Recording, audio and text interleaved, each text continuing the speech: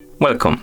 In front of me I have Garmin Instinct 2X Solar, and I'm gonna show you how to customize the hotkeys or the button shortcuts on this watch. First we need to open the menu on our watch. You can do it by pressing and holding the up/menu button. Once you open the menu, use the up and down buttons to scroll through the menu. Select the system option, and once you select it, press the GPS button to enter.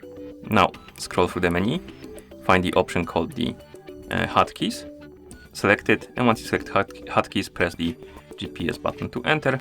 And here we have list of hotkeys we can basically change or customize. Find the hotkey you like, the shortcut. For example, let's say back button and the light button, so this one and this one. Select the hotkey, then press the GPS, and here you have the list of functions you can assign. So find the function you want to assign to the hotkey. For example, let's say screenshot. Okay, then press the GPS button.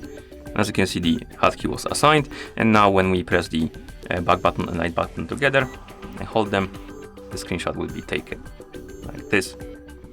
And you can play with different hotkeys and stuff like that. Right here you can do this for the back and up, and GPS plus up and stuff like that. So you can do whatever you want.